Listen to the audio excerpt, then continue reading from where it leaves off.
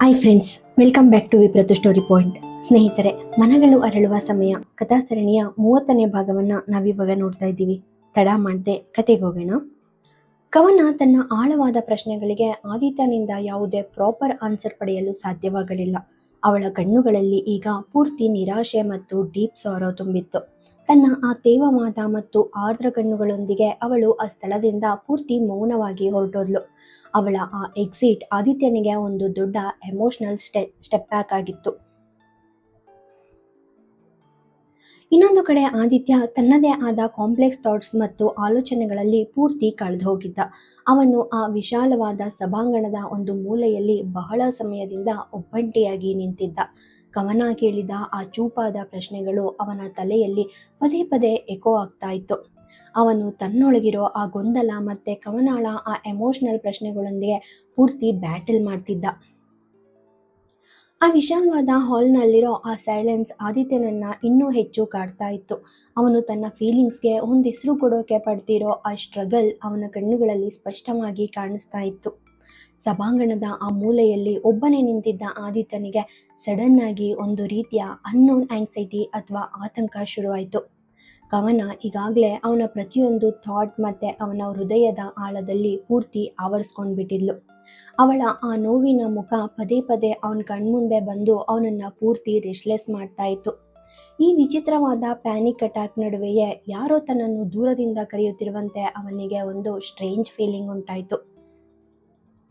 ಆದಿತ್ಯ ಆ ಪ್ಲೇಸ್ನಿಂದ ಪೂರ್ತಿ ಕನ್ಫ್ಯೂಸ್ಡ್ ಆಗಿ ಹೊರಬಂದ. ಅವನು ಆ ವಿಶಾಲವಾದ ಏರಿಯಾದಲ್ಲಿ ಕವನನನ್ನ ಅಥವಾ ಆ ಕರೆಯುತ್ತಿರುವ ಧ್ವನಿಯನ್ನ ಹುಡ್ಕೋಕೆ ಸುತ್ತಮುತ್ತ ಪೂರ್ತಿ ಡಿಸ್ಪರೇಟ್ ಆಗಿ ಅಲಿಯೋಕೆ ಶುರು ಮಾಡ್ದ. ಅವನ ಸುತ್ತಲೂ ಆ ವೈಭವದ ಮದುವೆ ಸಮಾರಂಭಗಳ ವಿಪರೀತವಾದ ಚಾಯ್ಸ್ ಅಂಡ್ ನಾಯ್ಸ್ ಇತ್ತು. ಜನರ ನಗು, ಆ ಮ್ಯೂಸಿಕ್ ಮತ್ತೆ ಆ ಗದ್ದಲ ಆದಿತ್ಯನಿಗೆ ಪೂರ್ತಿ ಇರಿಟೇಟಿಂಗ್ ಅನ್ನಿಸ್ತಾ ಇತ್ತು. ಈತನ್ ಮಧ್ಯೆ ನವ್ಯಾಳ ಕಡೆಯಿಂದ ಪದೇ ಪದೇ ಆ ನಾನ್ ಸ್ಟಾಪ್ ಕಾಲ್ಸ್ ಬಂದ ನಂತರ ಮೀಶಾ ಪೂರ್ತಿ ಅಸಮಾಧಾನದಿಂದಲೇ ಆ ಮೆಹಂದಿ ಸೆರೆಮನಿಗೆ ರೆಡಿ ಆದ್ಲು. ಅವಳಿಗೆ ಇಷ್ಟ ಇಲ್ಲದೆ ಇದ್ರೂ ತನ್ನ ಆ ಹೈ ಸೊಸೈಟಿ ಇಮೇಜ್ ಕಾಪಾಡಿಕೊಳ್ಳೋಕೆ ಅವಳು ಪೂರ್ತಿ ಸ್ಟನ್ನಿಂಗ್ ಆಗಿ ರೆಡಿ ಆದ್ಲು. ಚಿನ್ನದ ಬಣ್ಣದ ಆ ಬೋಲ್ಡ್ ಡೀಪ್ ನೆಕ್ ಮತ್ತೆ ಆಕರ್ಷಕವಾದ ಬ್ಯಾಕ್ಲೆಸ್ ಬ್ಲೌಸ್ ಜೊತೆಗೆ ಆ rich green colour designer lehenga ಅವಳಿಗೆ ಒಬ್ಬ ಕ್ವೀನ್ ತರಹದ ಲುಕ್ ಕೊಟ್ಟಿತ್ತು.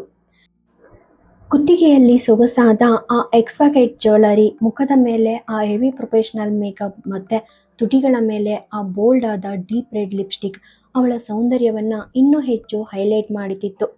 ಅವಳ ಕಣ್ಣುಗಳಲ್ಲಿರೋ ಆ ದಟ್ಟವಾದ ಡಾರ್ಕ್ ಕಜಲ್ ಅವಳ ಪೂರ್ತಿ ಇಂಟೆನ್ಸ್ ಲುಕ್ ಅನ್ನ ಇನ್ನಷ್ಟು ಹೆಚ್ಚು ಡೇಂಜರಸ್ ಆಗಿ ತೋರಿಸ್ತಾ ಇದೆ. ಮೀಶಾ ತನ್ನ ಪಕ್ಕಾ ರಾಯಲ್ ರಾಜ್ ಸ್ಟೈಲ್ ಆಟಿಟ್ಯೂಡ್ನೊಂದಿಗೆ ಮೆಹಂದಿ ಸಮಾರಂಭಕ್ಕೆ ಪ್ರವೇಶ ಮಾಡಿದ್ಲು. ಅವಳು ಆ ಸಭಾಂಗಣದೊಳಗೆ ಹೆಜ್ಜೆ ಇಡ್ತಾ ಇದ್ದಾಗೇನೆ ಇಡೀ ಸಭೆಗೂ ತನ್ನ ಮ್ಯಾಗ್ನೆಟಿಕ್ ಪ್ರೆಸೆನ್ಸ್ ಅನ್ನ ಸಾರಿ ಹೇಳಿದ್ಲು. ಆ ಕ್ಷಣದಲ್ಲಿ ಅಲ್ಲಿರೋ ಎಲ್ಲರ ಕಣ್ಣುಗಳು ಬ್ರೈಡ್ ನವ್ಯ ಮೇಲೆ ಇರಲಿಲ್ಲ. ಬದಲಾಗಿ ಪೂರ್ತಿ ಆ ಎನ್ಚಾಂಟಿಂಗ್ ಬ್ಯೂಟಿ ಮೀಶಾಳ ಮೇಲೆ ನೆಟ್ಟಿದ್ದವು. ಅವಳು ಪ್ರತಿಯೊಬ್ಬರ ಅಟೆನ್ಷನ್ ಅನ್ನ ಅಕ್ಷರಶಃ ಕಸಿದುಕೊಂಡಿದ್ಲು. ಮೀಶಾ ತನ್ನ ಆ ಪಕ್ಕಾ ಎಲಿಗೆಂಟ್ ವಾಕ್ನೊಂದಿಗೆ ನೇರವಾಗಿ ನವ್ಯ ಬಳಿಗೆ ನಡ್ಕೊಂಡು ಬಂದ್ಲು.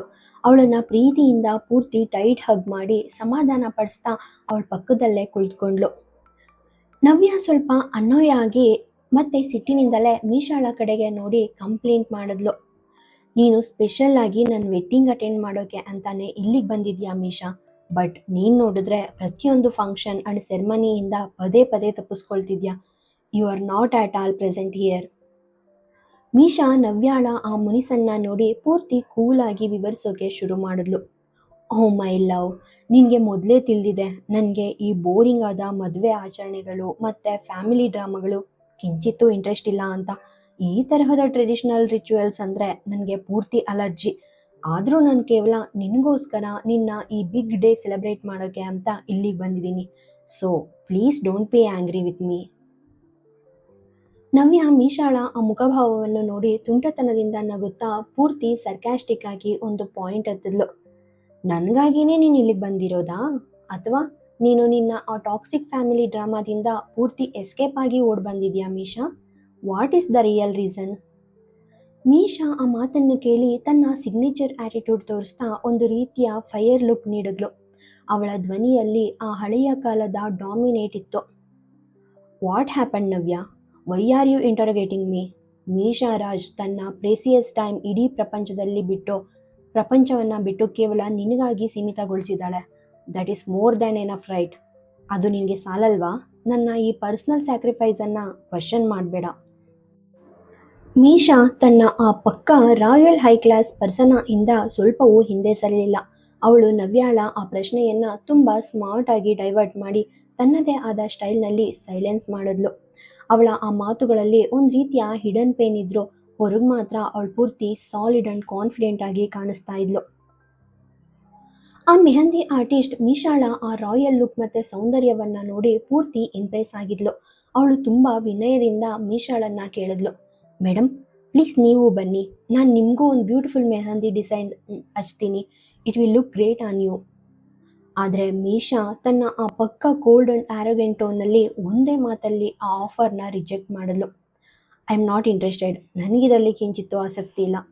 ಅವಳು ಪೂರ್ತಿ ಆ್ಯಟಿಟ್ಯೂಡ್ನಿಂದ ಮುಖ ತಿರುಗಿಸ್ಕೊಂಡು ಅಲ್ಲಿಂದ ಹೆಜ್ಜೆ ಹಾಕೋಕೆ ಶುರು ಮಾಡಿದ್ಲು. ನವ್ಯ ಏನೋ ಹೇಳೋಕೆ ಬರುವಷ್ಟರಲ್ಲಿ ಮೀಶಾ ಅವಳನ್ನು ತಡೆದು ತನ್ನ ಪ್ಲ್ಯಾನ್ ಅನೌನ್ಸ್ ಮಾಡಿದ್ಲು. ಲಿಸನ್ ನವ್ಯ, ನೀನು ನಿನ್ನ ಈ ಮದುವೆಯ ಆಚರಣೆಗಳನ್ನ ಮತ್ತು ಈ ಮೆಹಂದಿ ಫಂಕ್ಷನ್ನ ಪೂರ್ತಿ ಎಂಜಾಯ್ ಮಾಡು.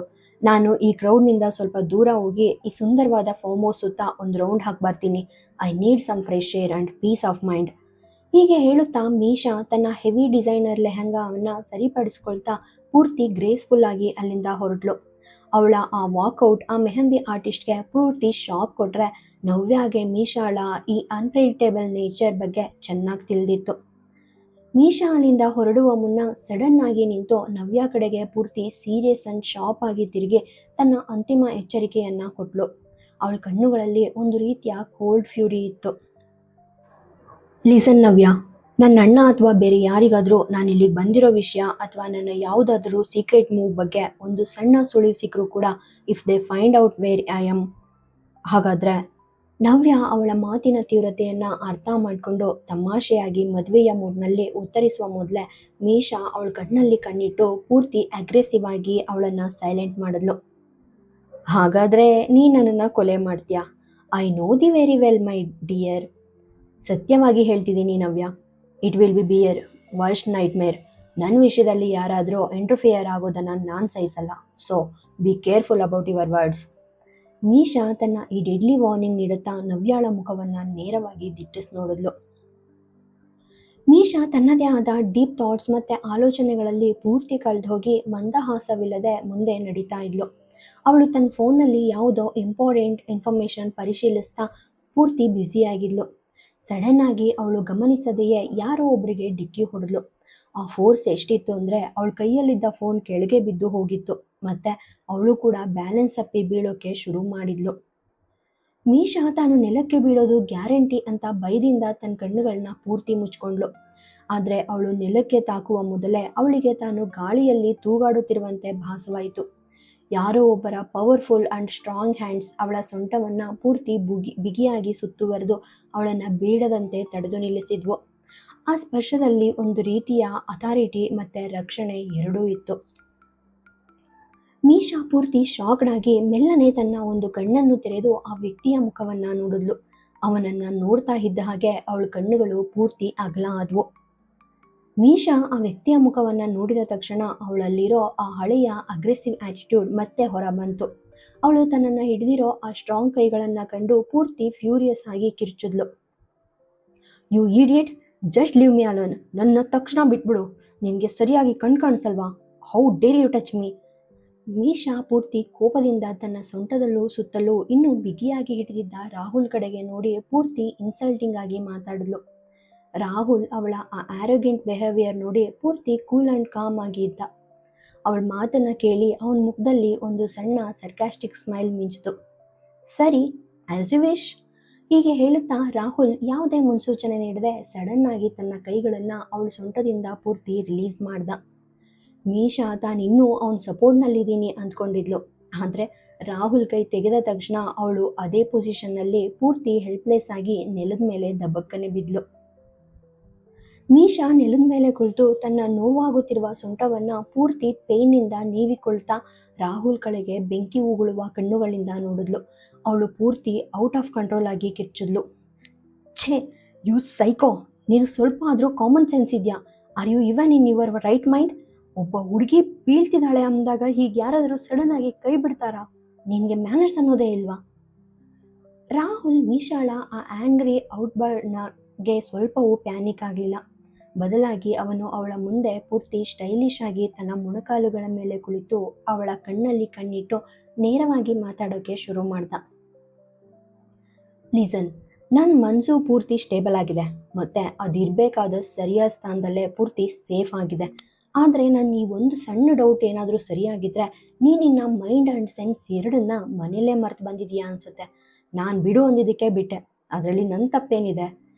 ಹೀಗೆ ಹೇಳುತ್ತಾ ರಾಹುಲ್ ಪೂರ್ತಿ ಕೇರ್ಫ್ರೀ ಆಗಿ ಮೀಶಾಳ ಆ ಕೋಪದ ಮುಖವನ್ನು ನೋಡಿ ಜೋರಾಗಿ ನಗೋಕೆ ಶುರು ಮಾಡ್ದ. ಮೀಶಾ ನೆಲದ ಮೇಲೆ ಕುಳಿತು ರಾಹುಲ್ ಕಡೆಗೆ ಪೂರ್ತಿ ಫ್ಯೂರಿಯಸ್ ಆ್ಯಂಡ್ ಶಾರ್ಪ್ ಕಣ್ಗಳಿಂದ ನೋಡಲಾರಂಭಿಸಿದ್ಲು. ಅವಳ ಆ ಆಂಗ್ರಿ ಲುಕ್ಗೆ ರಾಹುಲ್ ಸ್ವಲ್ಪವೂ ಕದಲಿರಲಿಲ್ಲ. ಡಿಕ್ಕಿಯ ಸಮಯದಲ್ಲಿ ನೆಲಕ್ಕೆ ಬಿದ್ದಿದ್ದ ತನ್ನ ಆ ಹೆವಿ ದುಪ್ಪಟ್ಟವನ್ನು ರಾಹುಲ್ ಎತ್ಕೊಂಡು ಮೀಶಾಳ ಆ ತೆರೆದ ದೇಹದ ಮೇಲೆ ಪೂರ್ತಿ ಜೆಂಟಲ್ ಆಗಿ ಒದ್ದಿಸ್ದ. ಅವನ ಈ ಅನ್ಎಕ್ಸ್ಪೆಕ್ಟೆಡ್ ಮೂವ್ ಮೀಶಾಳನ್ನ ಒಂದು ಕ್ಷಣ ಪೂರ್ತಿ ಸ್ಪೀಚ್ಲೆಸ್ ಮಾಡಿಬಿಡ್ತು. ರಾಹುಲ್ ತನ್ನ ಪಕ್ಕಕ್ಕೆ ಸರಿದು ನಿಂತು ಆ ಡಿಕ್ಕಿಯಿಂದ ನೋವಾಗಿದ್ದ ತನ್ನ ಭುಜವನ್ನು ಪೂರ್ತಿ ಕ್ಯಾಶುಯಲ್ ಆಗಿ ಉಜ್ಕೊಳ್ತಾ ಒಂದು ರೀತಿಯ ಸರ್ಕ್ಯಾಸ್ಟಿಕ್ ಟೋನ್ನಲ್ಲಿ ಮಾತಾಡೋಕ್ಕೆ ಶುರು ಮಾಡ್ದ. What is this Misha? ನೀನು ನನ್ನನ್ನು ಭೇಟಿಯಾದ ಆ ಮೊದಲ ಸೆಕೆಂಡ್ನಿಂದ ನೀನು ಕೇವಲ ನನ್ನನ್ನು ಇರಿಟೇಟ್ ಮಾಡೋದಲ್ಲ, ಬದಲಾಗಿ ನನ್ನ ಪ್ರತಿಯೊಂದು ಬಾಡಿ ಆರ್ಗನ್ಸನ್ನು ಪೂರ್ತಿ ಸಡಿಲಗೊಳಿಸುವ ಕೆಲಸದಲ್ಲೇ ಬ್ಯುಸಿಯಾಗಿದೆಯಾ. ನನ್ನ ಶೋಲ್ಡರ್ ಮತ್ತು ನನ್ನ ಪೂರ್ತಿ ಬಾಡಿ ಅಲೈನ್ಮೆಂಟ್ ಈಗ ಪೂರ್ತಿ ಡಿಸ್ಟರ್ಬ್ ಆಗಿದೆ ಅಂತ ನಿನಗೆ ಗೊತ್ತಾಗ್ತಿಲ್ವಾ? ರಾಹುಲ್ ತನ್ನ ಆ ಸರ್ಕ್ಯಾಸ್ಟಿಕ್ ಟೋನ್ ಮುಂದುವರಿಸುತ್ತಾ ಮೀಶಾಳ ಕಡೆಗೆ ಒಂದು ತೀಕ್ಷ್ಣವಾದ ನೋಟ ಬೀರಿದ. What a confusion Misha. ಕೆಲವೊಮ್ಮೆ ನೀನು ನನ್ನ ಹೆಡ್ ಬ್ರೇಕ್ ಮಾಡೋಕ್ಕೆ ಟ್ರೈ ಮಾಡ್ತೀಯಾ, ಇನ್ನೂ ಕೆಲವೊಮ್ಮೆ ಆ ಡಿಕ್ಕಿಲಿ ನಿನ್ನ ಕೈಯನ್ನೇ ಪೂರ್ತಿ ಫ್ರ್ಯಾಕ್ಚರ್ ಮಾಡ್ಕೊಳ್ಳೋಕ್ಕೆ ಬಿಡ್ತೀಯಾ. You are totally unpredictable. ನಂತರ ಅವನು ಅವಳ ಹತ್ತಿರ ಸ್ವಲ್ಪ ಕ್ಲೋಸ್ ಆಗಿ ಬಂದು ಒಂದು ರೀತಿಯ ಡಾರ್ಕ್ ವಾರ್ನಿಂಗ್ ನೀಡುವಂತೆ ಮಾತಾಡ್ದ. ಲಿಸನ್ ಕೇರ್ಫುಲ್ಲಿ, ಈ ವೆಡ್ಡಿಂಗ್ ಸೆರೆಮನಿಗಳು ಪೂರ್ತಿ ಮುಗಿಯೋ ಹೊತ್ತಿಗೆ ನಿನ್ನ ಈ ಕ್ಲಮ್ಸಿ ನೇಚರ್ನಿಂದಾಗಿ ನೀನು ಬಹುಶಃ ಯಾವುದಾದ್ರೂ ಹಾಸ್ಪಿಟಲ್ ಬೆಡ್ ಮೇಲಿರ್ತೀಯಾ ಅನಿಸುತ್ತೆ. Be very careful Misha. ಹೀಗೆ ಹೇಳುತ್ತಾ ರಾಹುಲ್ ಅಲ್ಲಿಂದ ಪೂರ್ತಿ ಸ್ಟೈಲಿಶ್ ಆಗಿ ಹೊರಡೋಕೆ ಶುರು ಮಾಡ್ದ. ಆದರೆ ಸ್ವಲ್ಪ ದೂರ ಹೋಗಿ ಏನೋ ನೆನಪಾದಂತೆ ಸಡನ್ ಆಗಿ ನಿಂತು ಮೀಶಾಳ ಕಡೆಗೆ ತಿರುಗಿ ಅವಳನ್ನು ನೆಲದಿಂದ ಎದ್ದೊಳಕ್ಕೆ ಪೂರ್ತಿ ಕ್ಯಾಶುಯಲ್ ಗೆಸ್ಚರ್ ಮೂಲಕ ಸನ್ನೆ ಮಾಡ್ದ. ಮೀಶಾ ತನ್ನ ಆ ರಾಯಲ್ ಬ್ಲಡ್ ಮತ್ತು ಕೋಪದಿಂದ ಅವನನ್ನು ಪೂರ್ತಿ ಫ್ಯೂರಿಯಸ್ ಆಗಿ ದಿಟ್ಟಿಸಿ ನೋಡಿ ಸಡನ್ ಆಗಿ ದೂರ ಸರಿದ್ಲು. ಅವಳು ಯಾರ ಸಹಾಯವನ್ನು ಬಯಸದ ಒಬ್ಬ ಇಂಡಿಪೆಂಡೆಂಟ್ ವುಮೆನ್ ಥರ ತನ್ನ ಆ ಹೆವಿ ಲೆಹಂಗವನ್ನು ಸರಿಪಡಿಸ್ಕೊಳ್ತಾ ಪೂರ್ತಿ ಡಿಟರ್ಮಿನೇಷನ್ನಿಂದ ತಾನೇ ಎದ್ದೊಳಕ್ಕೆ ಶುರು ಮಾಡಿದ್ಲು. ಛೇ, ಡ್ಯಾಮ್ ಇಟ್. ಮೀಶಾ ಪೂರ್ತಿ ಫಸ್ಟ್ರೇಟೆಡ್ ಆಗಿ ಕಿರ್ಚಿದ್ಲು. ಅವಳು ತನ್ನಷ್ಟಕ್ಕೆ ತಾನೇ ಎದ್ದು ನಿಲ್ಲೋಕೆ ಪ್ರಯತ್ನಿಸಿದಾಗ ಬೆನ್ನಿನಲ್ಲಿ ಒಂದು ರೀತಿಯ ಶಾರ್ಪ್ ಪೇನ್ ಕಾಣಿಸ್ಕೊಳ್ತು. ಆ ಅಸಹನೀಯವಾದ ನೋವಿನಿಂದಾಗಿ ಅವಳಿಗೆ ಒಂದು ಇಂಚು ಕೂಡ ಕದಲೋಕೆ ಸಾಧ್ಯ ಆಗಲಿಲ್ಲ. ಅವಳು ಮತ್ತೆ ಅದೇ ಹಳೆ ಪೊಸಿಷನ್ನಲ್ಲಿ ಪೂರ್ತಿ ಹೆಲ್ಪ್ಲೆಸ್ ಆಗಿ ನೆಲದ ಮೇಲೆ ಕುಳಿತುಕೊಂಡ್ಳು. ರಾಹುಲ್ ಇದನ್ನು ನೋಡಿ ಪೂರ್ತಿ ಕಾಮ್ ಆಗಿ ಮತ್ತೆ ಅವಳ ಹತ್ತಿರ ಬಂದು ತನ್ನ ಆ ಸ್ಟ್ರಾಂಗ್ ಕೈಯನ್ನು ಅವಳ ಕಡೆಗೆ ಚಾಚಿದ. ಅವಳ ಕಣ್ಣಲ್ಲಿ ಕಣ್ಣಿಟ್ಟು ಪೂರ್ತಿ ಸೇವೇಜ್ ಟೋನ್ನಲ್ಲಿ ಮಾತಾಡೋಕ್ಕೆ ಶುರು ಮಾಡ್ದ. ಲಿಸನ್ ಸ್ಟುಪಿಡ್ ಗರ್ಲ್, ಅಟ್ಲೀಸ್ಟ್ ಒಂದು ಸಡನ್ ಆಕ್ಸಿಡೆಂಟ್ ಆದಮೇಲಾದರೂ ನಿನಗೆ ಬುದ್ಧಿ ಬರಬೇಕಿತ್ತಲ್ವಾ? ನಿನಗಿನ್ನೂ ಆ ಸಿಚುವೇಶನ್ನ ಅರ್ಥ ಆಗಲಿಲ್ಲ ಅನಿಸುತ್ತೆ. ಯಾರಾದರೂ ನಿನಗೆ ಹೆಲ್ಪ್ ಮಾಡೋಕ್ಕೆ ಬಂದಾಗ ನೀನು ಈ ತರಹದ ಚೀಪಾದ ಆ್ಯಟಿಟ್ಯೂಡ್ ಆ್ಯಂಡ್ ಈಗೋ ತೋರಿಸ್ಬಾರ್ದು. ಬದಲಾಗಿ ಆ ಹೆಲ್ಪನ್ನು ನೀನು ಪೂರ್ತಿ ಅಪ್ರಿಷಿಯೇಟ್ ಮಾಡಬೇಕು. You should learn to value someone's kindness. Misha ನೋವಿನಿಂದ ಪೂರ್ತಿ ಅಸಹಾಯಕಳಾಗಿದ್ದನ್ನು ನೋಡಿ ರಾಹುಲ್ ಸ್ವಲ್ಪ ಕೆಳಕ್ಕೆ ಬಾಗಿ ತನ್ನ ಬಲವಾದ ತೋಳುಗಳ ಸಪೋರ್ಟ್ ಕೊಟ್ಟು ಅವಳನ್ನು ನಿಲ್ಲೋಕೆ ಪೂರ್ತಿ ಸಹಾಯ ಮಾಡ್ದ. ಅವಳನ್ನು ಎಬ್ಬಿಸಿ ನಿಲ್ಲಿಸಿದ ನಂತರ ಅವಳ ಕಣ್ಣುಗಳಲ್ಲಿ ಕಣ್ಣಿಟ್ಟು ಪೂರ್ತಿ ಇಂಟೆನ್ಸ್ ಆಗಿ ನೋಡ್ತಾ ಹೀಗೆ ಹೇಳ್ದ. God has given you such a beautiful face ಮೀಶಾ.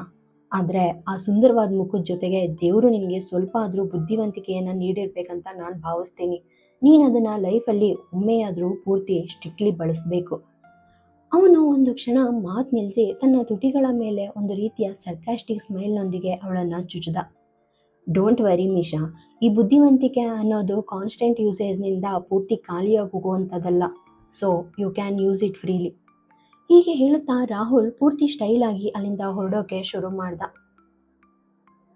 Rahul ಹೇಳಿದ ಆ ಚೂಪಾದ ಮಾತುಗಳು ಮತ್ತು ಅವನ ಆ ಸರ್ಕಾಸ್ಟಿಕ್ ಲಾಜಿಕ್ ಮೀಶಾಳಿಗೆ ಯಾವುದೇ ರೀತಿಯ ಡಿಫರೆನ್ಸ್ ಉಂಟು ಮಾಡಲಿಲ್ಲ.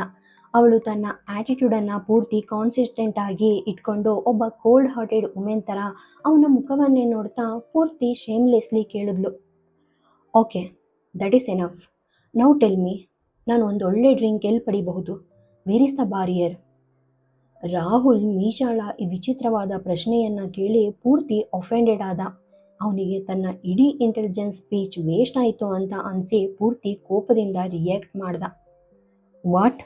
ನಾನು ನಿನಗೊಬ್ಬ ಬಾರ್ ಅಟೆಂಡೆಂಟ್ ಥರ ಕಾಣಿಸ್ತಿದ್ದೀನಾ? Seriously Misha, every time you see me ನೀನು ಕೇವಲ ಆ ಆಲ್ಕೋಹಾಲ್ ಬಗ್ಗೆ ಕೇಳೋಕೆ ಶುರು ಮಾಡ್ತೀಯಾ? ನಿನಗೆ ಬೇರೆ ಏನು ಕಾಮನ್ ಸೆನ್ಸ್ ಇಲ್ವಾ? ರಾಹುಲ್ ಪೂರ್ತಿ ಅಗ್ರೆಸಿವ್ ಆಗಿ ಹೇಳ್ತಾ ಇದ್ರು. ಮೀಶಾ ಮಾತ್ರ ತನ್ನದೇ ಆದ ಆ ರಾಯಲ್ ಆಟಿಟ್ಯೂಡ್ನಲ್ಲಿ ನಿಂತು ಅವನನ್ನೇ ಪೂರ್ತಿ ಸ್ಟೇರಿಂಗ್ ಮಾಡ್ತಾ ದಿಟ್ಟಿಸ್ತಾ ಇದ್ಲು. ಅವಳ ಕಣ್ಣುಗಳಲ್ಲಿ ಯಾವುದೇ ರೀತಿಯ ಪಶ್ಚಾತ್ತಾಪ ಇರಲಿಲ್ಲ. ರಾಹುಲ್ ತನ್ನ ತಲೆ ಕೆರೆದುಕೊಳ್ತಾ ಪೂರ್ತಿ ಫ್ರಸ್ಟ್ರೇಷನ್ ಆ್ಯಂಡ್ ಡಿಸಪಾಯಿಂಟ್ಮೆಂಟ್ನಿಂದ ಕೇಳ್ದ. ಅಂದಿನಿಂದ ನಾನು ಇಷ್ಟೆಲ್ಲ ಎಕ್ಸ್ಪ್ಲೈನ್ ಮಾಡ್ತಿದ್ರು ನಿನಗೆ ಒಂದು ಸಣ್ಣ ವಿಷಯನೂ ಪೂರ್ತಿ ಅಂಡರ್ಸ್ಟ್ಯಾಂಡ್ ಆಗಲಿಲ್ಲ ಅಲ್ವಾ? Please tell me, you are just busy in your own world, ಸರಿನಾ? ಮೀಶಾ ಅವನ ಆ ಹೆಲ್ಪ್ಲೆಸ್ನೆಸ್ ನೋಡಿ ಒಂದು ಸಣ್ಣ ಆ್ಯರೋಗೆಂಟ್ ಸ್ಮೈಲ್ ಬೀರ್ತಾ ತನ್ನ ಆ್ಯಟಿಟ್ಯೂಡಿಂದಲೇ ಉತ್ತರ ಕೊಟ್ಲು. ಲಿಸನ್ ಕೇರ್ಫುಲ್ಲಿ, ಮೀಶಾ ಅಂದರೆ ಯಾರು ಅಂತ ನಿನಗಿನ್ನೂ ಗೊತ್ತಿಲ್ಲ. ಅವಳು ತನಗೆ ಏನು ಬೇಕೋ ಅದನ್ನು ಮಾತ್ರ ಅರ್ಥ ಮಾಡ್ಕೋತಾಳೆ, ಮತ್ತು ತನಗೇನು ಇಷ್ಟನೋ ಆ ಫೈನಲ್ ಆ್ಯಕ್ಷನ್ ಮಾತ್ರ ಪೂರ್ತಿ ಸ್ಟ್ರಿಕ್ಟ್ಲಿ ಫಾಲೋ ಮಾಡ್ತಾಳೆ. ನಿನ್ನ ಈ ಲೆಕ್ಚರ್ಸ್ ನನಗೆ ಬೇಕಾಗಿಲ್ಲ. ಹೀಗೆ ಹೇಳ್ತಾ ಮೀಶಾ ಪೂರ್ತಿ ಸ್ಟೈಲಾಗಿ ತನ್ನ ತಲೆ ಅಲ್ಲಾಡಿಸ್ತಾ ರಾಹುಲ್ನನ್ನು ಅಲ್ಲಿಯೇ ಪೂರ್ತಿ ಲಾಸ್ಟ್ ಆಗಿರೋ ಸ್ಥಿತಿಲಿ ಬಿಟ್ಟು ತನ್ನದೇ ಆದ ದಾರಿಲಿ ಪೂರ್ತಿ ಗ್ರೇಸ್ಫುಲ್ಲಾಗಿ ಹೊರಟೋದ್ಲು. ಮೀಶಾಳ ತನ್ನ ಆ ರಾಯಲ್ ಈಗೋ ಮತ್ತು ಗತ್ತಿನಿಂದಲೇ ಅಲ್ಲಿಂದ ಹೊರಟು ಹೋಗೋದನ್ನೇ ರಾಹುಲ್ ಪೂರ್ತಿ ಅಮೇಜ್ಡ್ ಆಗಿ ನೋಡ್ತಾ ಇದ್ದ. ಅವಳ ಆ ನಡಿಗೆಯಲ್ಲಿ ಒಂದು ರೀತಿಯ ಅನ್ಸ್ಟಾಪಬಲ್ ಪ್ರೈಡ್ ಎದ್ದು ಕಾಣಿಸ್ತಾ ಇತ್ತು.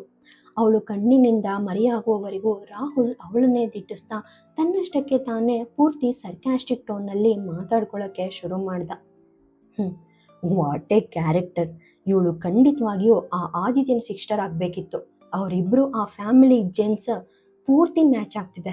ಶೀ ಈಸ್ ಜಸ್ಟ್ ಪೂರ್ತಿ ಫಿಲ್ಡ್ ವಿತ್ ಈಗೋ ಆ್ಯಂಡ್ ಅಹಂಕಾರದ ಮನೋಭಾವ. ಅವಳು ಪ್ರತಿ ನರದಲ್ಲೂ ತುಂಬ ತುಳುಕ್ತಾ ಇದೆ. ಒಬ್ಬ ಮನುಷ್ಯ ಇಷ್ಟೊಂದು ಸೆಲ್ಫ್ ಸೆಂಟರ್ಡ್ ಮತ್ತು ಮೌನವಾಗಿರೋಕ್ಕೆ ಹೇಗೆ ಸಾಧ್ಯ? ಅಷ್ಟರಲ್ಲಿ ಆದಿತ್ಯ ಆ ಬಾರ್ನ ಒಂದು ಸೈಲೆಂಟ್ ಆದ ಮೂಲೆಯಲ್ಲಿ ಪೂರ್ತಿ ಐಸೋಲೇಟೆಡ್ ಆಗಿ ಕುಳಿತಿದ್ದ. ಅವನ ಕೈಯಲ್ಲಿ ಒಂದು ಗ್ಲಾಸ್ ಇತ್ತು ಮತ್ತು ಅವನು ತನ್ನದೇ ಆದ ಆಳವಾದ ಆಲೋಚನೆಗಳಲ್ಲಿ ಪೂರ್ತಿ ಡ್ರೌಂಡ್ ಆಗಿದ್ದ.